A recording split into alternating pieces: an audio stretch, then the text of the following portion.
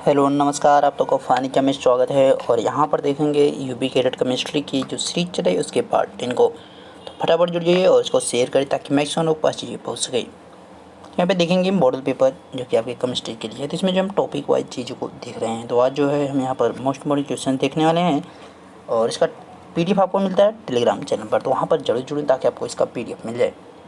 हम इसमें जो है मैक्सिमम क्वेश्चन थ्योरी वाले देख रहे हैं। इसका ध्यान रखें, मैक्सिमम क्वेश्चन हम कौन से देख रहे हैं, थ्योरी वाले देखे जा रहे हैं। ओके, शुरू करेंगे और देखेंगे वन बाय वन क्वेश्चंस को। पहला क्वेश्चन आपकी स्क्रीन पर, पेट्रोलियम में कौन सा मोम पाया जाता है? Which facts is found in petroleum?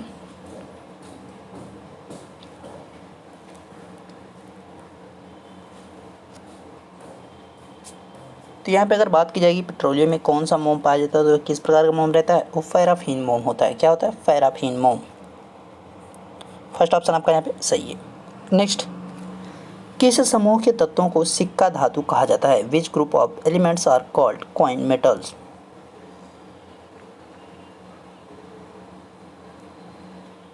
तो किस समूह के तत्वों को सिक्का धातु कहा जाता है?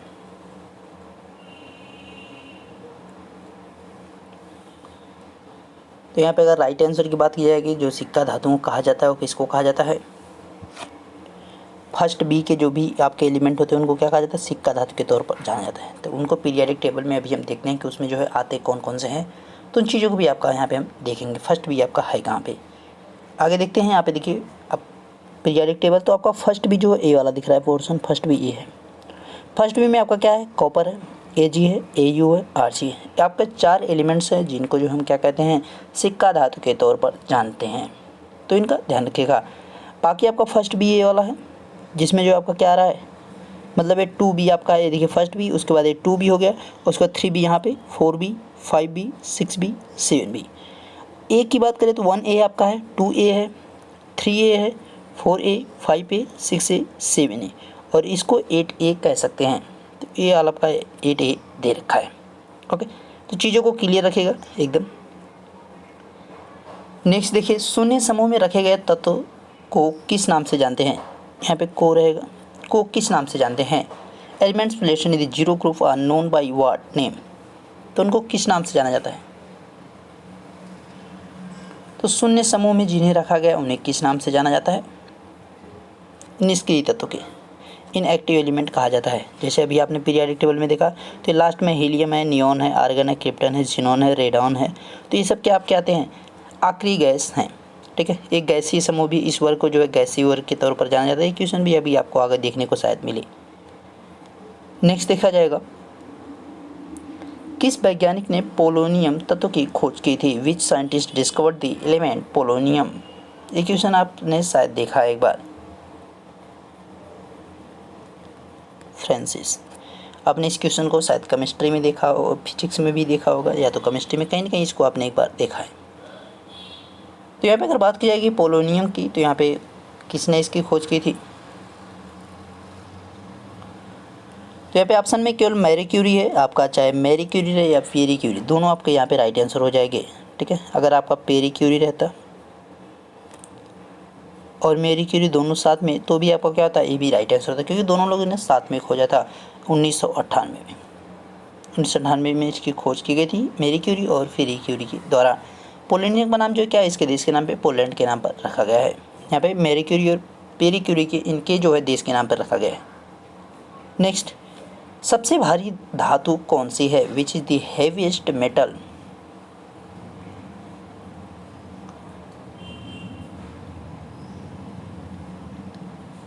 तो सबसे भारी जो धातु होती है वो कौन सी होती है? ऑस्मियम होती है। कौन सी होती है? ऑस्मियम। तो यहाँ पे ऑस्मियम होती है क्या, सबसे भारी होती है। अब यहाँ पे अगर बात करेंगे जो सबसे हल्की की बात करेंगे, तो हल्की आपकी सबसे कौन हो जाएगी? लिथियम हो जाएगी। सबसे अधिक हल्की जो है कौन सी हो जाएगी? लिथियम हो जाएगी। Li जिसका सिंबल होता है वो क्या होती है? सबसे हल्की धातु होती है। नेक्स्ट, सबसे हल्का तत्व कौन सा है? Which is the lightest element? अभी आपने हल्का यहाँ पे और भारी जो है तत्व देखे, अब यहाँ पे जो हल्का तत्व देखने वाले हैं। अभी देखिए यहाँ पे आधा धातु को आपने देखा है, तो अब यहाँ पे आपको क्या करना है? एलिमेंट में देखना है, तत्व में, आपका धातु में नहीं है। तो यहाँ पे सबसे जो हल्का तत्व कौन सा है आपका? हाइड्रोजन है। कौन है? हाइड्रोजन। ओके, नेक्स्ट, सबसे अधिक विद्युत ऋणात्मक तत्व कौन सा है? Which is the most electronegative element. तो सबसे अधिक विद्युत ऋणात्मक की बात की जा रही है, तो जो सबसे अधिक विद्युत ऋणात्मक होता है वो कौन होता है? इस चीज़ को मैंने कई बार बताया। तो सबसे अधिक जो विद्युत ऋणात्मक होता है कौन होता है? फ्लोरीन होता है, ये ऑप्शन। नेक्स्ट, तत्वों का मौलिक गुण क्या है? What are the fundamental properties of element. मौलिक गुण यानी उनका जो एक्चुअल गुण होता है, यानी जो प्रकृति ने भाई उनको बना के दिया वो क्या है? मौलिक गुण उनका क्या है? तो एटॉमिक नंबर होता है, यानी जो उनका फंडामेंटल प्रॉपर्टी जो तो क्या होता है? परमाणु संख्या होती है, यानी एटॉमिक नंबर होता है। ओके, नेक्स्ट है, पृथ्वी पर सबसे अधिक मात्रा में पाए जाने वाला धातु तत्व कौन सा है? Which is the most abundant metallic element on earth. देखिए, धातु तत्व की बात की जा रही है यहाँ पे। सबसे पहले ध्यान दीजिएगा, केवल अगर तत्व रहेगा तो ऑप्शन दूसरा रहेगा, मतलब आंसर उसका दूसरा होगा। केवल अगर यहाँ पे धातु तत्व बोल रहा है तो आपका दूसरा होगा, केवल तत्व बोलेगा तो भी आपका दूसरा होगा। तो कौन सा यहाँ पे राइट आंसर होगा?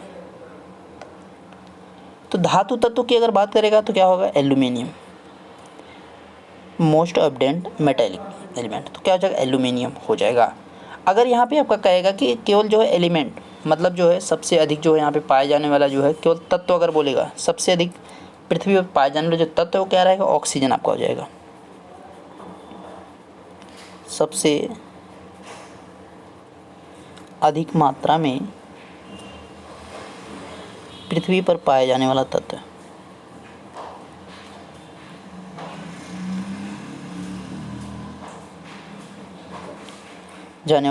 हो जाएगा, यानी most abundant element on earth is oxygen. इसका ध्यान रखना क्या है? ऑक्सीजन है। नेक्स्ट, संक्रमण तत्व की विशेषता है। What is the characteristics of the transition element. तो भाई जो संक्रमण तत्व थे उनकी बात की जा रही है। तो संक्रमण तत्व आपके यहाँ पे उनके बारे में पूछा जा रहा है। जैसे कि आपका 21 में कौन होता है? स्कैंडियम होता है, तो ये भी आपका क्या होता है? संक्रमण तत्व में आ जाता है। तो इसी प्रकार से आपका जैसे कि 30 में जो होता है, 39 में जो होता है, तो ये सब क्या होते हैं? संक्रमण तत्व आते हैं। तो इनकी खासियत क्या होती है? तो इनका जो आपका डी ऑर्बिटल रहता है वो क्या होता है? अपूर्ण होता है, इनकम्प्लीट होता है। तो ये इनकी खासियत है। संक्रमण तत्व जो भी रहेगा उसका क्या होता है? डी कक्षक यानी डी ऑर्बिटल जो होता है क्या होता है? अपूर्ण होता है, यानी इनकम्प्लीट होता है। नेक्स्ट, प्रत्येक आवर्त का अंतिम सदस्य कौन होता है? Who is the last member of each period. यानी आपका जो है इस प्रकार से जब यहाँ से स्टार्ट आप कर रहे हैं तो जो लास्ट में सबसे यहाँ पे पड़ रहा है वो कौन है आपका? तो जो सबसे लास्ट में है, आपने अभी देखा कि जीरो वाले जो है, जीरो में कौन आते हैं? तो आखिरी यहाँ पे यानी निष्क्रिय तत्व आप क्या आ जाएंगे, यानी इनएक्टिव एलिमेंट आप क्या आ जाएंगे, यानी कौन सा ऑप्शन? डी ऑप्शन यहाँ पे आपका सही हो जाएगा। नेक्स्ट, प्रत्येक आवर्त का प्रथम सदस्य कौन होता है? Who is the first member of each period.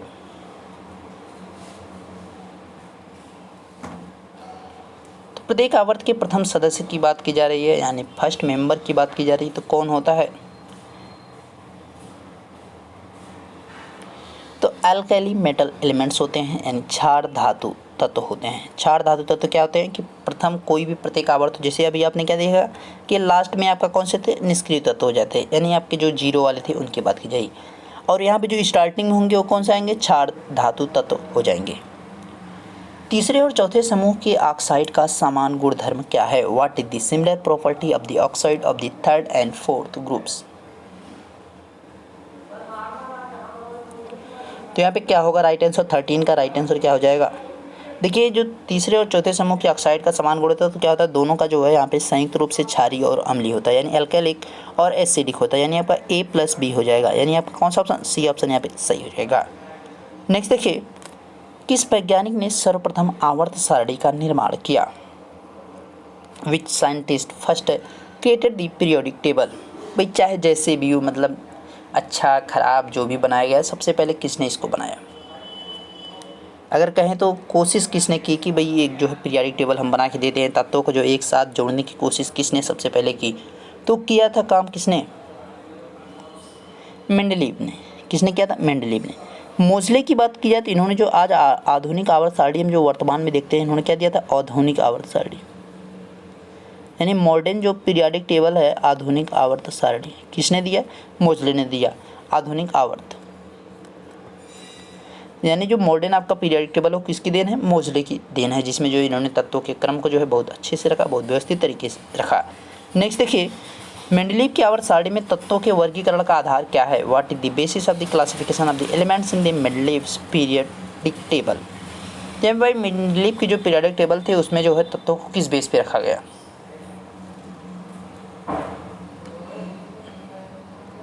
तो उनको परमाणु द्रव्यमान के बेस पर रखा गया। किस पर रखा गया? Atomic mass.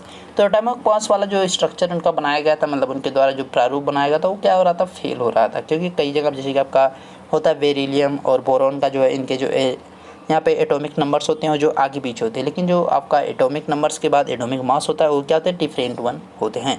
तो इस वजह से यहाँ पे इनको क्या है कि आगे पीछे रख दे रहे थे। ऐसे ऐसे कई एलिमेंट्स थे तो जिसमें लेकर समस्या हो रही थी। तो यहाँ पे क्या है, मेंडलीव का आवर्त सारणी जो नियम था उन्होंने कोशिश की थी भाई बनाने की, स्टार्टिंग में बहुत बड़ी बात होती है ना, तो उन्होंने अपने हिसाब से रखा था। किस हिसाब से? परमाणु द्रव्यमान, एटॉमिक मास।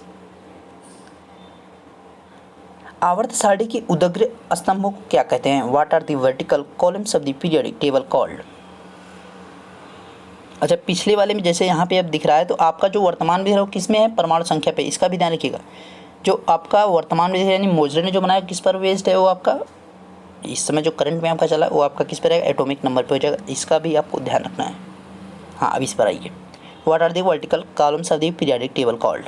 तो भाई जो भी उदग्र स्तंभ होते हैं उनको क्या कहते हैं?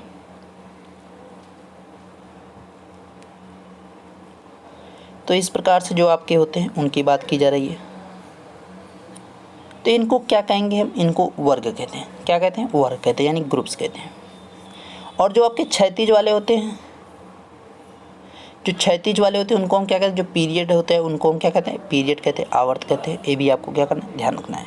ओके, नेक्स्ट, आधुनिक आवर्त सारणी में वर्गों की कुल संख्या है। What is the total number of the classes in the modern periodic table. तो आवर्त सारणी में वर्गों की बात कर रहा है,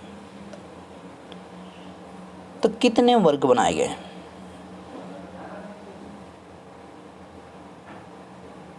तो आवर्त सारणी में जो वर्गों की संख्या बनाई गई वो कितनी बनाई गई? 18। अगर आपसे पूछेगा आवर्तों की संख्या कितनी है, जो आपके यहाँ पे आवर्त है उनकी संख्या कितनी है, तो आपके क्या हो जाएगी? 7 हो जाएगी। आवर्त कितने आपके हैं? 7 हैं। आवर्त कितने हैं? 7 हैं। और यहाँ पे जो आपके वर्ग हैं वो कितने हैं? 18 हैं। यानी आपका जो ग्रुप्स हो जाएगा, क्लासेस जिनको लिखा गया है, तो आपका यहाँ पे कितना हो जाएगा? 18। नेक्स्ट, तत्वों के वर्गीकरण से संबंधित त्रिक का नियम का प्रतिपादन किसने किया? Who propounded the law of the triple related to the classification of elements. तो ये नियम और ये क्वेश्चन को हम पहले भी कर चुके हैं इसी केमिस्ट्री की ही सीरीज में, तो इसका तो क्वेश्चन आपको सही कर देना है भाई। तो यहाँ पे अगर इसके राइट आंसर की बात की जाएगी तो क्या हो जाएगा?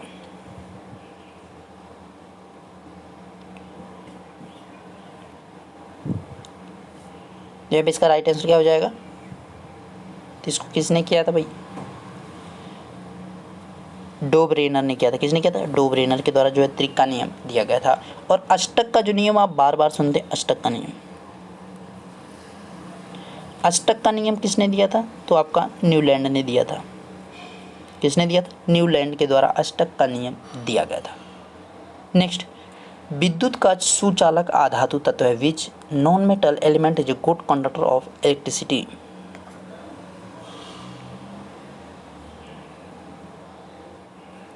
तो यहाँ पे विद्युत के सुचालक आधातु तत्व की बात की जा रही है, तो यहाँ पे जो है कौन हो जाएगा?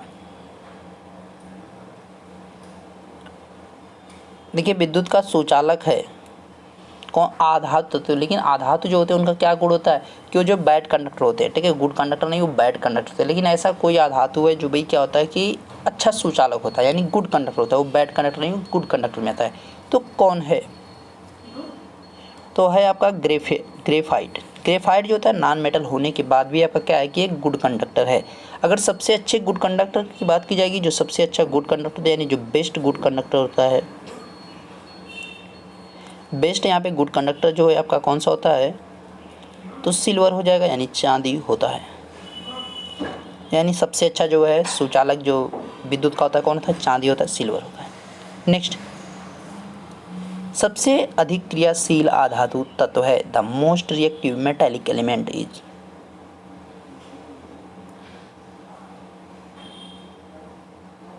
तो यहाँ पे कौन हो जाएगा? सबसे अधिक क्रियाशील धातु तत्व। तो अगर धातु तत्व की बात की जाएगी, यहाँ पे मेटेलिक एलिमेंट की बात की जाएगी तो कौन हो जाएगा? सीजियम हो जाएगा। अगर आपसे अधातु पूछेगा तो आपका अधातु में जवाब क्या रहेगा? फ्लोरीन रहेगा। ये अधातु रहेगा, आपका नॉन मेटल हो जाएगा। ओके, अधातु में जो है सबसे क्रियाशील कौन सा होता है? तो आपका वो कौन है? फ्लोरीन है। और ब्रोमीन जो है एक अधातु है जो क्या है कि लिक्विड फॉर्म में पाई जाती है। ओके, और धातु में जो है लिक्विड फॉर्म में कौन पाया जाता है? तो ब्रो, यहाँ पे पारा हो जाएगा। सर्वाधिक आयनन विभव वाला तत्व है। The element with the highest ionization potential is.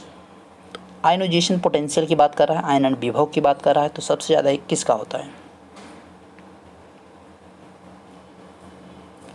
तो सबसे ज़्यादा जो आयनन विभव होता है वो किसका होता है? हीलियम का। क्या हो जाएगा? हीलियम यहाँ पे राइट आंसर हो जाएगा। अगर आपसे सब यहाँ पे जो देखिए सबसे अधिक पूछा है, अगर सबसे कम की बात करेगा, न्यूनतम यानी मिनिमम की अगर बात करेगा तो किसका हो जाएगा? सीजियम का हो जाएगा। सीजियम का जो होता है क्या होता है? न्यूनतम होता है क्या? आयनन विभव। नेक्स्ट देखिए, सर्वाधिक इलेक्ट्रॉन प्राप्ति वाला तत्व है। The element with highest electron gain is. तो कौन है? तो सर्वाधिक जो इलेक्ट्रॉन प्राप्ति वाला तत्व कौन सा है? क्लोरीन है। कौन है? क्लोरीन। और यहाँ पे जो है सबसे विद्युत ऋणात्मक तत्व आपने पीछे देखा था तो कौन था? आपका फ्लोरीन। सबसे विद्युत ऋणात्मक तत्व कौन है? फ्लोरीन। नेक्स्ट देखिए, सबसे प्रबल ऑक्सीकारक पदार्थ है। The strongest oxidising substance is.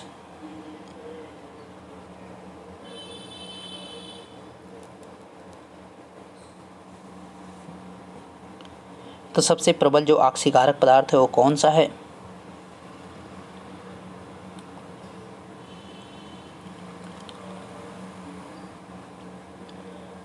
Right answer की अगर बात की जाए सबसे प्रबल ऑक्सीकारक की तो क्या हो जाएगा? फ्लोरीन हो जाएगा। Fluorine is the most or strongest oxidising substance. Next, सर्वाधिक गैसीय तत्व वाला वर्ग है। The class with the most gaseous element is. इस क्वेश्चन मैंने जो है सेकेंड नंबर पे ही आपको बताया था, तो इस क्वेश्चन का आपको जवाब तो फटाफट कर देना चाहिए सभी को, है ना। तो कम से कम एक काम किया करिए ज़रूर, जितने लोग भी दिखने आया करिए भाई कि कम से कम लाइक करके जाया करिए, ठीक है, ताकि जो है हमें भी कुछ ज़्यादा ही अच्छा लगे, है ना।